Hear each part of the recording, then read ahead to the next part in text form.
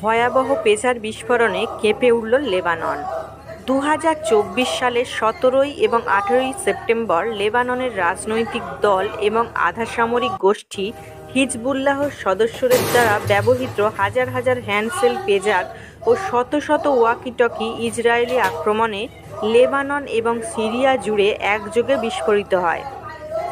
লেবাননের কর্তৃপক্ষের মতে কমপক্ষে 12 জন বেসামরিক নাগরিক সহ 39 জন মারা গেছে।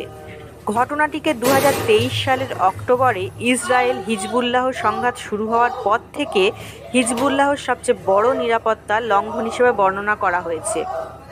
বিস্ফোরণের প্রথম তরঙ্গ 17 সেপ্টেম্বর 3:30 ঘটেছিল, যেখানে 2 হিজবুল্লাহ সদস্য এবং 2 শিশু সহ কমপক্ষে 12 জন নিহত হয়েছিল এবং ইরান সহ 2750-এর আরও বেশি আহত হয়েছিল লেবাননে।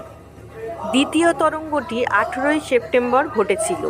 এতে কমপক্ষে 27 জন নিহত হয় এবং 708 জন আহত হয়।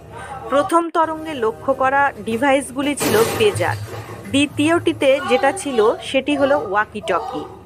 লেবাননের বেশ কয়েকটি এলাকায় হিজবুল্লাহর উপস্থিতি সহ বিস্ফোরণগুলি ঘটেছে, যার মধ্যে রয়েছে বৈরুতের দাহিদ শহরতলি, লেবাননের দক্ষিণাঞ্চল এবং সিরিয়ার সীমান্তের কাছে বেকা উপত্যকা। সিরিয়ার বিভিন্ন স্থানেও বিস্ফোরণের খবর পাওয়া গেছে। হিজবুল্লাহ নিশ্চিত করেছে যে পেজারগুলি নিম্ন র্যাঙ্কের সদস্যদের মধ্যে বিতরণ করা হয়েছে। লেবানন জুড়ে 150টি হাসপাতালে বিস্ফোরণের শিকার ব্যক্তিদের নিয়ে বিশৃঙ্খল দৃশ্য ছিল। ইসরায়েলি গোয়েন্দা পরিষেবা ডিভাইসগুলি তৈরি করেছিল, বিস্ফোরক PETN ব্যাটারির মধ্যে একত্রিত করেছিল এবং শেল কোম্পানির মাধ্যমে হিজবুল্লাহর কাছে বিক্রি করা হয়েছিল।